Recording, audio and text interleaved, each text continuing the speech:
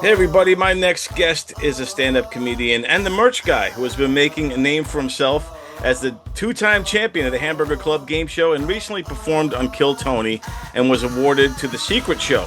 Here he is to tell us all about it. It's Tom Anderson. Tom, what's up, bud? How's it going? How you Good, doing? man.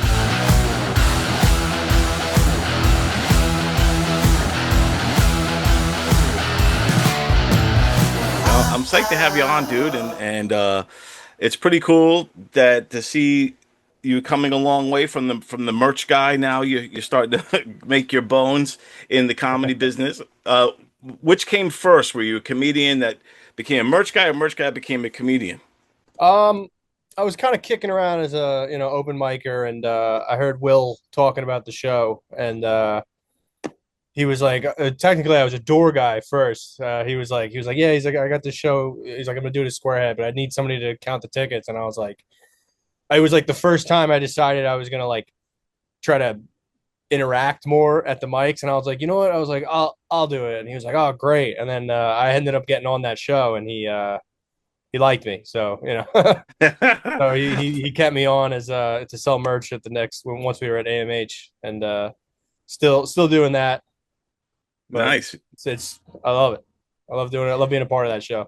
It's a good time. Yeah, that show rocks, man. You're a big part of it. But to tell me, like with the comedy stuff, so you were doing stand up for a little bit locally here on the island, and that's where you kind of found Will. Yeah, actually, when I started, I was like working in the city, and for some reason, I just like didn't know about the Long Island scene or like where the mics were, and it was just easier for me to find the city one. So I just kind of go out there after work, and wasn't really like making connections because I was just kind of like in and out, like I would just go do the open Right, mic, right, yeah. and then a couple months in, I started. I think I did a show for Brandon Lockaruba. He was doing like a broken Oh mic. yeah, shout out to Brandon. Yeah, Yeah, so yeah.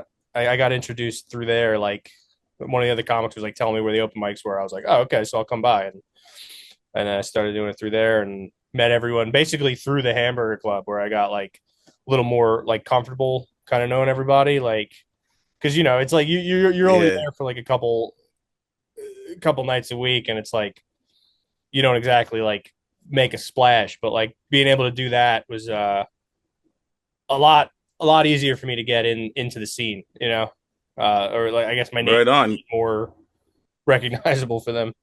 But it's been nice. Yeah, true, man. And I think networking is key, especially in comedy. You can find your little clique and your group, and and you just network around. And there's all these different cliques all throughout. Like even within Long Island, there's different kind of little groupings of people all Oh over the yeah, place. But I do love the Hamburger Club guys, your whole team, and what you guys got going on there. Um, they're great. They're great to work with. I love seeing them set it up, or helping them set up too, and like just seeing how it comes along every week. And then like once showtime happens, it's like a whole different, a whole different like mentality or group of guys almost. I love that it's a lot of improv, like for the comic. So it shows a different skill set for the comedian. They're not relying of. I mean, they get their chance to do a minute stand up and all that Yeah. kind of stuff, but it gives the comic an opportunity to really get outside of their own set and think of punchlines outside of things that they might have thought of. Oh yeah. I mean, there's definitely times where like I think even a joke I've written has almost like come from like almost an answer from that. And it's like I try not to like steal from the show necessarily, but like you definitely get like some inspiration. You're like, ooh, that's a good connection there. Like Yeah, that I answer. think But think it like is interesting because like I think like I found out quicker. I was like, oh, I think I'm better at this improv than I am at like writing almost. But it definitely helps. Like they definitely go in tandem together when you practice that enough. it's like did a light bulb go off in your head when you first did the Hamburger Club and you got chosen out of the bucket and there you are you're on the panel and you've realized holy shit I'm good at this, like does something register like hey man I found my lane? Yeah, I mean, I always like knew I was better like like conversationally. You know what I mean? Like I think like people I like hung around with before I was doing comedy, like I was always able to just be funny in a conversation. And it's like really hard to do that through just stand up because it's so one way, like you're Right. trying Yeah. to like Yeah. completely hold the attention, and like without that like A B, there's no like it was hard for me to like find the funny at first, but this is like it definitely speaks to my like I guess inner like what Right. I Yeah. just found funny about myself. And I think there's something good about when it's spontaneous, it's off the cuff, that you're not thinking it through. Like, you know what I'm saying? You just kind of boom, it's just coming out, it's not filtered. And Yeah, it's also a moment where the whole audience is in on it together. Like everybody in the room, it's very, like an improv vibe where yeah, I think you can capture magic in the moment. yeah, and I think my favorite part, I think the thing that works the most about it is the fact that like even if the comics don't get a good answer, there's always the in-house joke. Like there's always like that like the joke built into the prompt itself that like reels everyone back in, so nobody's like Yeah. after like three consecutive bad answers. There's always Yeah, they don't let anything just lay flat. There's a yeah, are exactly. you part of the writing team also? So it's kind of a conflict of interest because like I don't like I've thrown a couple ideas at them, but like I don't want to be in the writing room if like I'm participating in the show a lot, Right, because like yeah, or like yeah. like if I'm not gonna be on an episode, I'll help, but like for the most part, like I don't want to go up there and like see like I don't want to have access to the whole board and then be like, yeah, I'm gonna win this. It just feels cheap. Right, yeah, you Like, could have right, you would have at that point then you might have stock answers or whatever. Yeah. I mean, exactly, it's like it's or yeah. it But makes it a little unfair, but I helped out in Texas a little bit, but it was that was a group effort. So like that was nice when everyone went down there. It was a dude, good little writing session. that looked like a super cool time Oh to yeah, it go to was. Austin with the whole gang, all you guys in a freaking Airbnb. Yeah. To be able to do something like that so early on in a comedy career, I was like, oh, this is awesome. Like this is what I was like hoping I'd be doing like 5, 10 years in. Like going with a new group out to a new city like this. But Yeah. definitely blessed to be able to do that. And well, one of the times in my life, it was hard to settle back into regular life after that. Like, Yeah, like to just go back to normal like mics and stuff like that yeah, after you mics, just work, like yeah. just everything. Like it's just like, oh, this isn't fun. Like I forgot, like you got a taste of the nice life. What's the Austin scene? I mean, you guys were there for about a week. I know you guys were working and stuff, but how was that Austin comedy scene? Was it more than what you expected? Did it meet expectations? What were you thinking about it? It was. I think we all knew it was going to be like flooded with comics, and it was like like dripping wet. It was like oversaturated. It was like it's like it is where everyone from any town who's doing comedy goes, like to really like try something bigger. And like it was like the open mic like wait lists were deep. I think Mike Ellison, Russ Silverman, and Donnie, we were on an open mic that was like 40 people, and like it was like this is, and you only get like 3 minutes, and it's just like wow, like we missed New York that night. Like we were like, it's nice and like you don't know anybody, like like you're just kind of sifting, waiting through. So it was That's a definitely lot of comics, man. 40. So when you go to a mic and you guys sit through 40 comics and yeah, 40 acts, is there any consistencies that you're noticing what these open micers are doing, that they're doing right, what they're doing wrong? Is that, that kind of thing? Like, yeah. There's it's the same as here. You see like the difference between like especially like seeing the city people. You see like just a whole lot of like you can almost tell who's influenced by who, like right, you could hear musically, like and the like Louis like there's a lot C.K. of or like yeah, people who like think like this is how like I need to say like certain like words or slurs in order to hit a punchline. It's like yes and no. Like like there's a lot of success and misses, and but it's like it does have a different like flavor to it out there. It was definitely fascinating to watch. Like even like my stuff, like just like when you see like a whole different city like that and your jokes hit differently, you're like, okay, like you get that like that regional mentality almost, like people like what people find funny, and right. it's different.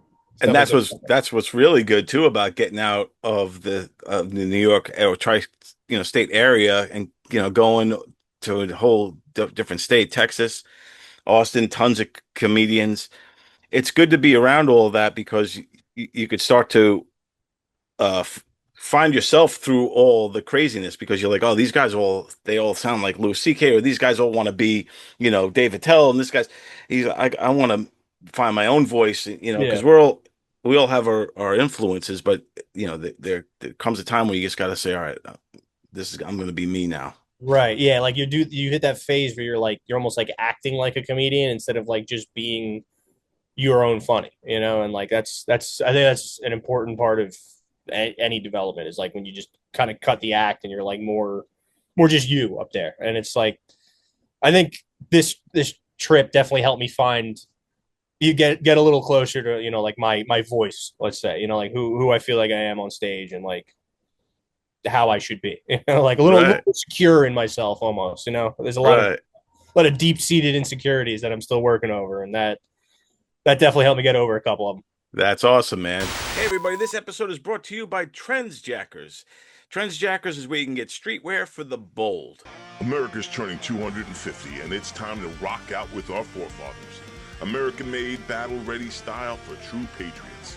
Whether you're marching in the parade, grilling in the backyard, or raising a toast to liberty, do it in the gear that screams freedom.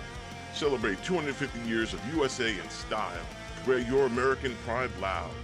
Trendjackers.etsy.com. Grab yours before the fireworks. Go to trendsjackers.etsy.com. That's TRENDZJACKERS.etsy.com. Go to the store, get your gear today. Yeah, and then like I said, you're successful with the Hamburger Club. You're with all your boys in Austin, which has now become like the hotbed. I think people are drawn there for the Mothership, and they're drawn there for Kill Tony. But you got the Cave in the Creek, and you got a lot of good clubs out there. And now you guys also you were able to you and Brandon Lacaruba got on the Kill Tony that one night. I had a lot of fun this weekend. I was working on a friend's show called The Hamburger Club, a comedy game show at the Creek in the Cave. Okay. And had to shout them out. It's a great format, super fun. They'll be back in Austin for sure. Okay, well, there you go. Look, I'm sorry. It was just the best comedy thing I was a part of in a long time. Cool. I know Yeah. Rob White the night before, but you guys, but you guys kicked some ass out there. And shout out to Rob White, man. I love Rob White, and I just want to say I think that with the Rob White thing, I think what went wrong is that Tony set him up wrong. He actually said, "Hey, how many people out there like it when the comics do bad?"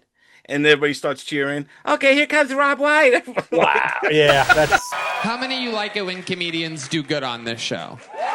How many of you like it when comedians do bad on this show? Wow. Evil. Wow, the lights even went off. Even Keno, the lighting guy, likes it when people do bad. Make some noise for your next bucket pool, ladies and gentlemen. Anything can happen. This is Rob White. Rob White. that's so. How are you gonna recover from that? You're like everyone's like, all right, nobody laugh. Like like watch this. Yeah, exactly. It was That's really really bad. rough. But I love Rob White. He kicked ass. But your set was awesome, man. I loved watching you do the whole thing with Kennedy, with the brainworms and the wizard's Yeah. disease and all that kind of stuff. That's definitely they told me like before we went to Austin they were like listen, like we were all kind of talking about like what joke should we do, and they were like, Tom, if you don't do that joke, you're stupid, like you're an idiot, like that's the one you have to do and there's no other choice. I'm like, oh, okay. He had a brain worm, which is, I think that's a disease that kills wizards. I don't really know how you get through that.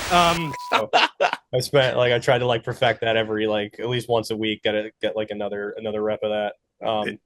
Yeah, that's a good. I that night that it's crazy the energy that goes into that, because like the going back to Rob, I would not have wanted to be on that week's episode because that was the day we all got in there. So nobody Right, really, yeah. like everyone was still like in the midst of like travel kind of mindset, and like we kind of just went straight to the mothership and like didn't really get to decompress or prep or anything. And like I don't think anyone was really in their element. He was the one that got like shown, and like I think she got dealt a bad hand there, and he's such a good comic too. Every time I see him, he makes me laugh. He's the best. He's one of my favorite comics out there right now, and yeah, shout out to him and Black Duck Tattoo Shop, and Yeah. yeah, he rocks. But yeah, man. So how long does it take before you know you're going on? Like you have to hang out at some other bar, right? Yeah, so I was the last bucket pull. You go there, it's a long day. You go there, I think sign up's at like 6 o'clock or something like that, like sometime around there.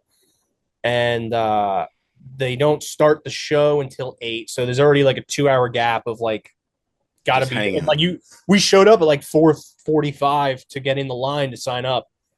And so there's just a bunch of time before the show like even starts premiering. And then I think there was a delay. So it was like 15 minutes. We're sitting there, we're waiting there, we're waiting there, we're waiting there. We don't hear a single bucket pull because I think they always do like an in-house guy like before. Right. And then like 35 minutes go by, and then we finally hear like Brandon's name get called, and we're like, oh wow, like this is gonna be either the first guy had the longest interview ever, or like this is gonna be just like a just no one's getting pulled today. Like, Right.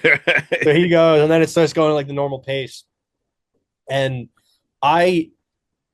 we did the Hamburger Club the day before that, so we were celebrating the night before. We Right. were Oh yeah. let's just fucking go out with a bang. Let's have a good time. And then so I was in a bad shape that Monday. I think I woke up. I think I went to bed at 7 a.m. On Monday morning. And then like I had to like drive my girlfriend to the airport, and then I go to Will. I'm just like, I don't think I can legally drive, so you're gonna have to take us. Like I can't do this. And so I spent the whole day trying to just like electrolytes, water, food, just try to fix myself. And even at night, still not good. And I was just like sitting there like trying to like I guess the only thing that worked was the tequila sodas that were I like reboosted myself a little bit. I was like a little better, but I think it's just because I'm an alcoholic now. Yeah, I was sitting there, and when I tell you I had my head in my hands. It was like 11:15 or something, and Wow, damn. I was like, oh, I'm about to leave. I'm gonna tell everyone I'm gonna Uber home and just go get some pizza or something. And all of a sudden I hear my name, and I'm like, oh fuck. I'm like, oh no, I gotta go. And then Shit just got real. yeah. And then I went up, and I was like, I think you like by the time you're backstage, you're back there only for the two comics before you. So like I saw the guy that was like before me, like standing next to me, and then like whoever was on stage at the time was already up. And so you have basically that much prep time. They're like trying to debrief you. They're like, oh, like, you're like when you take the mic out, put it back into the right because the camera's over there. And I'm like, I'm like sitting there trying to go over my joke, and then like they're like, oh, also this, and I'm like, oh, okay, yeah. Like They're giving you instructions, but you're like yeah, trying to figure out what you're set's gonna be. You got a like minute. how to perfect it, and I'm just like, and then I totally.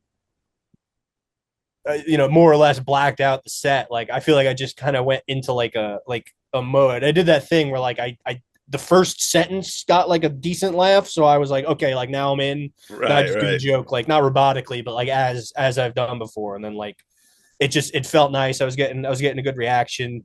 I know I made Rob Schneider laugh, and that was I almost kind of like lost my composure there. I was like, yeah, I was like that's what I wanted, like. And then, because I knew they were the guests when Brandon came back, and so I was like, "Oh shit! Like I gotta perform in front of him." And then That's cool. the second time Donnell walks out was my set. I didn't get to, or not my set, but my interview. I didn't get to talk at all. Donnell, yeah, that dude. I normally like Donnell Rollins, but he decided that was the moment like for your interview. That was the moment he was going to have some kind of major big blow up and come on, look at me, Tony, look at my eyes, and just going nuts. Look at me, motherfucker! He was talking during my set to Tony. I don't even think Tony really heard it. I think he was. That's the other thing that pissed me off. He was whispering in Tony's ear throughout your whole set too. But you know what? Like people keep saying like, "Oh, you got your interview robbed," and I'm like, I don't know, like because I tell people how I was feeling that day, and I was like, I don't think it would have went well. I don't think I would have. It would have been like, "Oh, so where are you from?" It would have been like, Long Island. Like it would have been one of those type of interviews, and they'd be like, "Okay, interesting." You handled it well. You kind of just standing there enjoying the show, like you were just Yeah. watching, like enjoying it. And when they finally did come back to you, you were like, I don't even know why I'm up here anymore. I was terrified to step on that bit. Like I knew that was like I knew there was like a backstory to that because you don't see the episode, you don't see what's being recorded. So like Right. you're seeing 2 weeks ago. So I'm watching Matt and Shane on, and then all of a sudden it's like I walk in and it's like there's this climax of this crazy episode. I'm like, I'm gonna take a back seat here for a second. I'm fulfilled with how the set went, and I'm just gonna let this play out, and then like hopefully they ask me a question. But it was like I could tell they were at the end, they were trying to wrap up. They're like, awesome. Do you want to do a secret show? And I was like, You sure. can see that Tony I think was aggravated with Donnell too. I think in Tony's defense, and I'm not a big fan of Tony. I don't hate him or anything. I'm just not I love the show and I think it's great for comedy.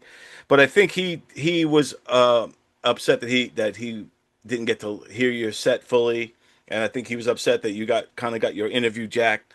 So I think that I'll give him that credit. And Donnell, I just think is clueless about what he did, but the reward was good. Give him a spot on the Secret Show real quick. That'll be great. I'd love to have you on the Secret Show Thursday. Amazing. Tom Anderson, you got a spot on the Secret Show.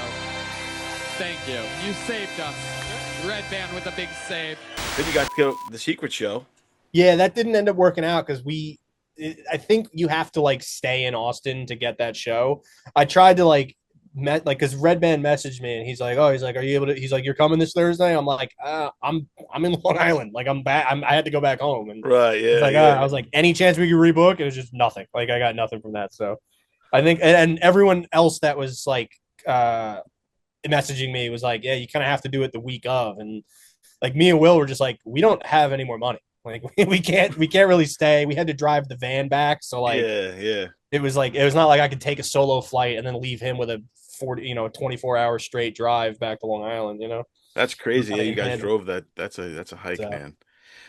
But yeah, dude, I think it was awesome that you got up there, and it is memorable because the set was really strong, and then I think even though he jacked your interview, so to speak, it still was one of the highlights of the show. So it was featured around you. You know what I'm saying? Like if I tell people like I was on a Kill Tony episode, I could name a very specific point that I was on during, and like it's not going to be one of the 300,000 comedians that have like came and went. Like I could tell them almost a timestamp. They'd be like, oh yeah, they're that guy. Who the fuck are you? How'd you get out there? Hallelujah! I'm so sorry I walked Donnell. That was really bad of me. I'm so sorry. So now that you did Kill Tony and you got on stage, and is it still something like if he comes back to MSG, are you gonna enter again, or is it one of those things where you're like, I did it, been there, done that, it's time for me to move forward? I would definitely do it again. I mean, because I definitely have another good minute. Like I don't think I'd hope I have another good minute, but MSG's tough. I've heard they're like very like the crowd's very anti-comedian almost over there. Like they're not nice. They almost want to see the failure, kind of like you were saying. But yeah. I would do it because I mean, how else am I going to get 17,000 people in front of me? I don't think I'm doing that anytime soon. But yeah, Allison Persky. I don't know if you know her through the scene. I haven't met her, but yeah, I heard she did really well there. Yeah, she's awesome. Shout out to Allison Persky. What exactly do you do at the Jewish school? I'm like a sub-coordinator when people call out. It's nothing interesting. You get them on the trains. All right. I'm sorry. I also do work at a summer camp. So. Oh, hey. Wow. Good for concentration. Yeah. It's hot in there. Now we're cooking with gas. A lot of Long Island comics have been making it up lately. It's Brandon. I know Brandon now lives in Austin, but Brandon, he's still one of us.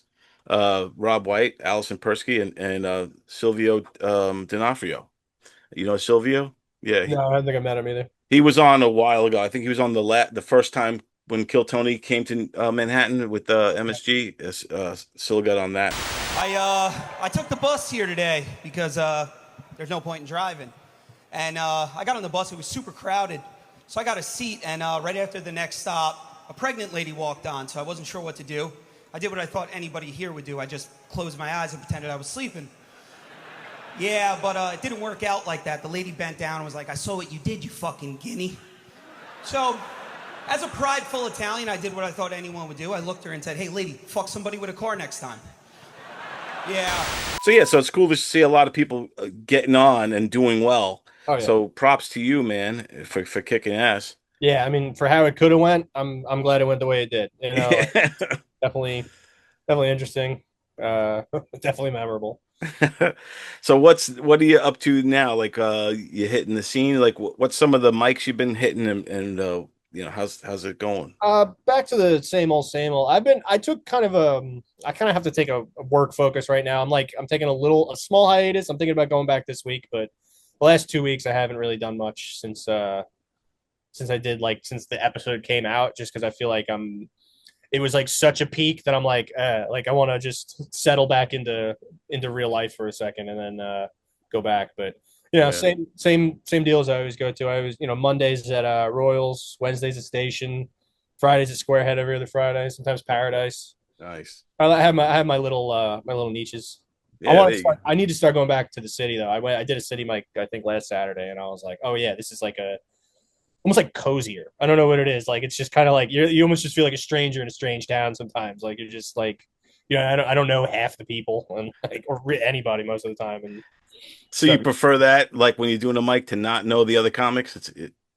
Sometimes because I mean, like when you see the same people do like a lot of the same jokes, sometimes you're like, and then like almost like you need that like refresh of like, all right, like now I'm doing, or even for myself, like if I don't want to do the same 5 minutes to the same people every week, you know? Right, yeah. It's like, so if I don't have anything new necessarily, it kind of like turns me off. And like, but like if I go to the city, I'm like, oh, I could just hit like my stuff I'm really trying to work on to like a bunch of fresh faces, and then I usually helps a little more. Like it's definitely refreshing, and it made me want to like come back here, because like it's like, oh yeah, there's not that like camaraderie afterward for me, because I am a chronically shy man. Like I'm not good at like introducing myself or the networking part. That's been my biggest downfall, is like reaching out and like trying to get shows or anything.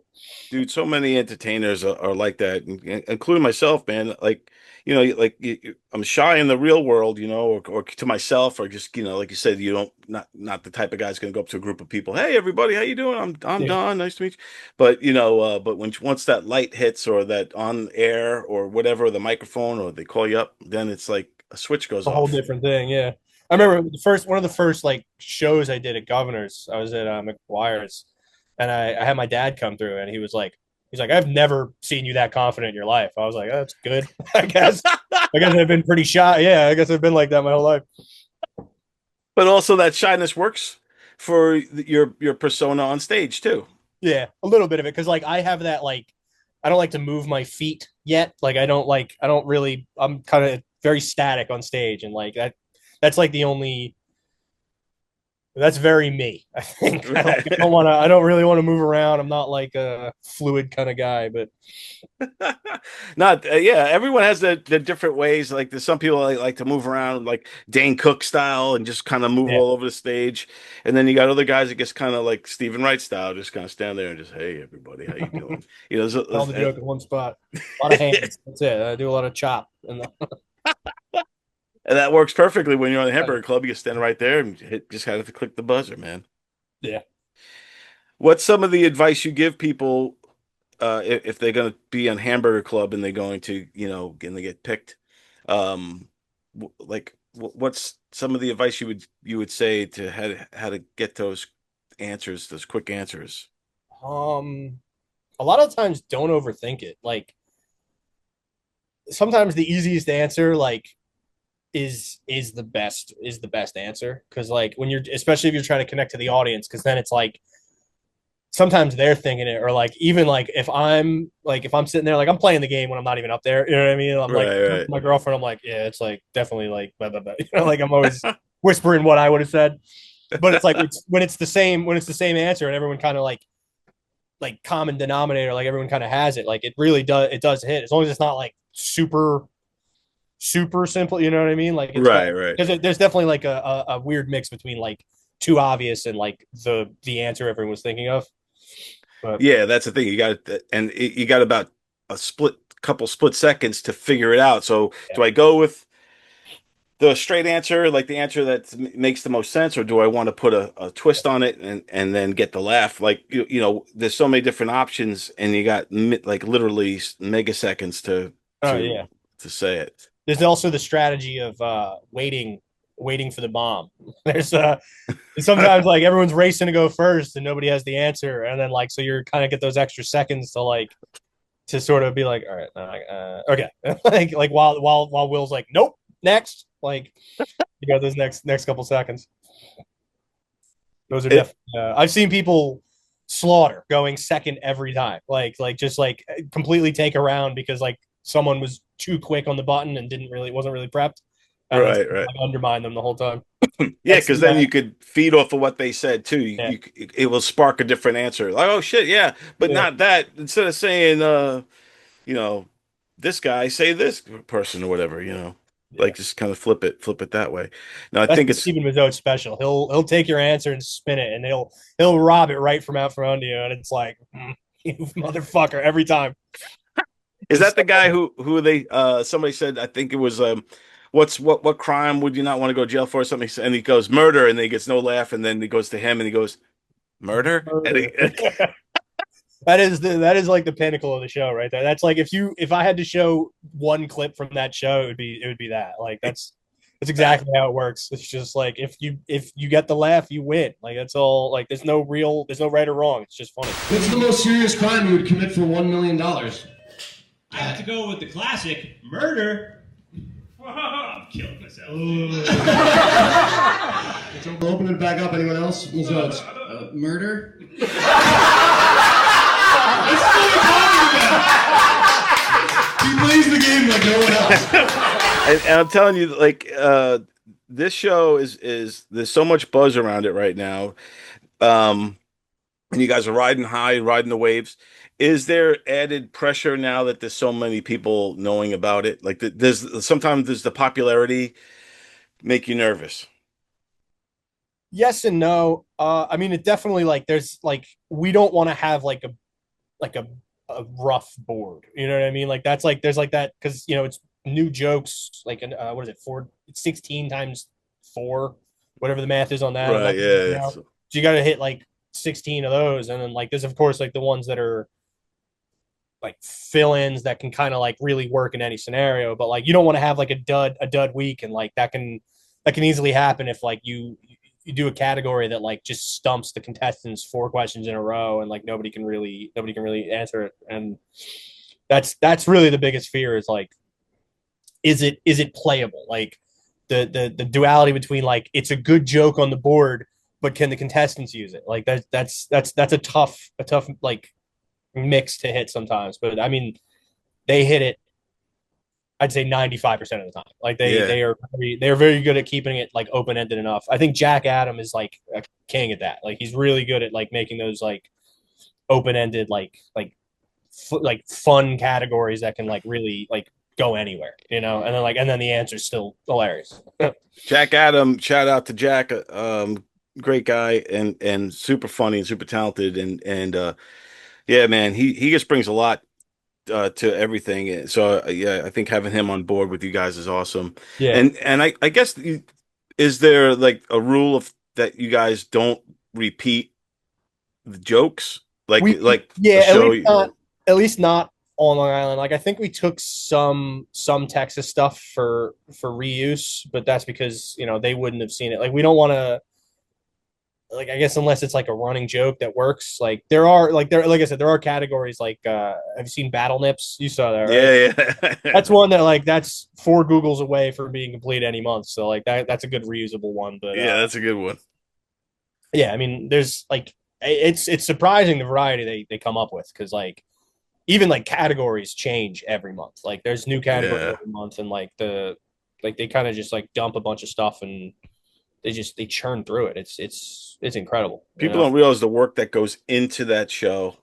like behind the scenes. It's not they're not just getting up there and winging it. It's all written. It's all like all the jokes are methodical to it, and like you said, like thought through. Yeah. Just like how you were saying, like, will this joke be good enough? It's a great joke, but could it be playable in the game? Right. Stuff like that. I mean, it's being well thought out, man. Yeah, like some of the last minute changes. Like I remember last month we had one that like we were like tossing around while we were building up the set, and I was the guest. So like they were like, "Oh, Tom, what do you think?" And then like, because I came out with one of the answers, and like it ended up in the show, and I was like, "Oh, nice." I was like, "That's a good feeling." Like a little last minute stinger, and then it was a good enough reaction out of the crowd. I was like, "That feels good," because I never get to write very often. I Yeah. throw a couple ideas in, but I don't. The boards are like locked from me. They don't want Right, me. because you're a player and Yeah.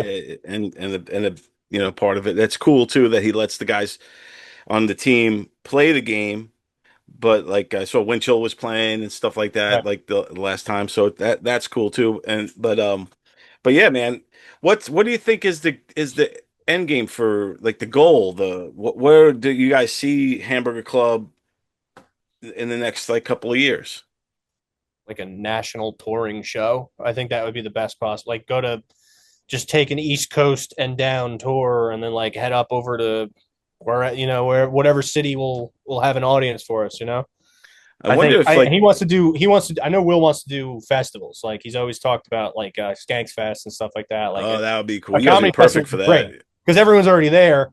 All they have to do is show up and be like, "Oh, this rules," and that's kind of what happened in Austin. Like we had a surprising turnout. I think 60 people on a Sunday at 6 o'clock was like more than we could have asked for. Like Yeah, we man. were, I remember we were setting up and we had that doom of just like, I don't think anyone's coming. I think we're gonna get like whoever we brought to Texas is coming. Like my Joe Winchell and my girlfriend. I was like I remember I gave him like a bunch of hamburger stickers and I was like, just go get people inside. Like I was like, and then she brought her two friends from Texas, which is so awesome that they were willing to take a plane down to come watch the show. But they reeled some people in, and I was like, this is great. You guys rule. I remember when I just went to the you guys show a couple weeks ago in Amityville, and we got there a little early, and I saw you guys, and Will said to me, he goes, "I'm a little nervous, no one's going to show up, man." Every month he says that. Yeah, well, it's like And we're throwing like, a everyone party. wants to come now. Yeah. Yeah, and then all of a sudden it was packed out. I think it was sold out, man. I was like, "Holy Yeah. shit!" It was. I was happy for everybody. Happy for Will and all you guys, but also for comedy, man, because I think this has given a different spark to comedians. It's something different for them to do. It's a game show unlike anything else they've Yeah. done. It's not. You can't compare it to anything else. There's no like the bucket pull appeal of Kill Tony. Like nobody else is like really doing that out here. Like there's no Right. randomness factor. And then even if you don't go up, you still had a great time watching. Like I'm never like I've brought people to the thing and I'm like, oh, like there's like I'm like, don't come thinking like I'm gonna be on the show because there's like only like a 40% chance given how many people are in the bucket and how many people go up, like that I'm gonna be up there. And I was like, hey, I was like, sorry, like I know you came out here. They're like, Tom, don't apologize. Like that was such a fun thing. And now I have like I know a couple of people that try to come to every month, like regardless of if I'm even there or not. Having a good time seeing that. Do you get any pushback or whatever from the comedians that show up and don't get picked?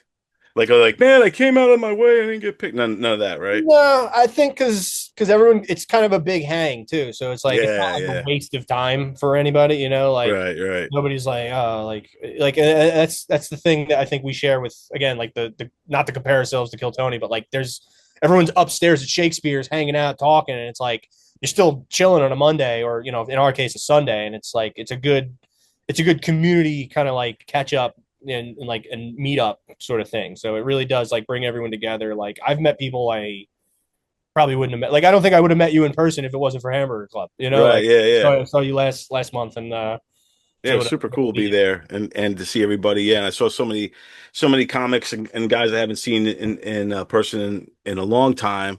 and it was just super cool, man.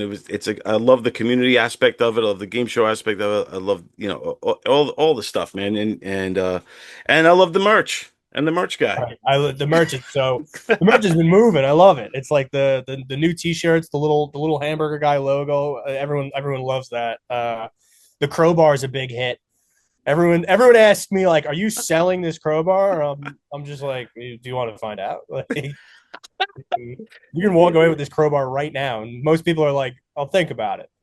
I've gotten a couple of them, but That's great. I love that type of guerrilla marketing. Is the merch available online now, or do you have to go to the shows to get the stuff? I believe it's exclusively at the show, so you have to talk to me. Yeah, so people can go to the Hamburger Club show, and if you don't see Tom on stage with the bucket pull, you can go to the merch table, and he'll be right there hanging out. Back there every time, setting up, breaking down, making merch. Yeah, man. I'll be there. I love it there. I live there. Yeah, you guys are music hall. you guys are making it happen, man. Oh yeah. So Definitely that's good awesome. time. So what's with you guys got the next show coming up? Do you have any special guests or anybody anything to announce on that? I don't think so yet. I haven't seen any of them in the last two. I've been hermiting myself. But I don't think it's till October. I think they announced and we might be skipping this month. Really got to reach out. I feel like I've been completely absent. So I'm realizing now how little I've spoken to anybody. And last week too.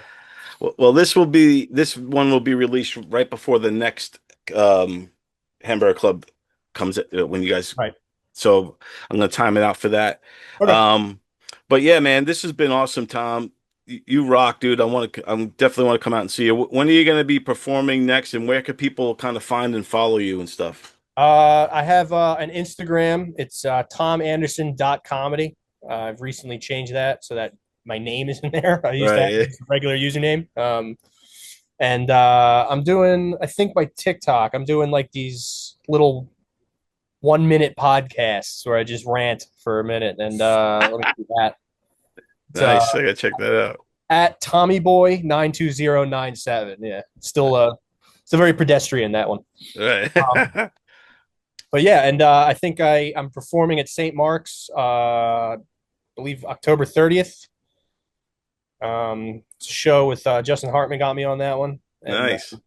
So come through to that, please. Then I'll be doing the Aragonas contest on the 3rd as well of October. All right. Second shot. Last time I wore shorts, so I didn't do very well. So what do you do to prepare for the contest? You just kind of keep going, Yeah, it's a mix of I wanna work on my the stuff that hits and maybe some new stuff that is coming to mind. I'm hitting that mode right now where like I started writing like a couple premises a day, and I'm like, I need to get it back up. Like it's time. I'm stalling too much, but I'm ready to hit it, ready to win, There you go, man. Tom, thanks so much, buddy. This was awesome talking to you. We got to get you in the studio one day too, at Levittown in the studio. Yeah. So we do a live from the green room. Right. We're picking it back up again. We haven't done one in a while, but we're trying to do them every Saturday. So maybe one Saturday night, if you're in the area, man, come on in. And it'd be awesome to talk to you in the green room show, and we'll have a blast, dude. All right, man. All right. Everybody check him out. Tom Anderson, everybody.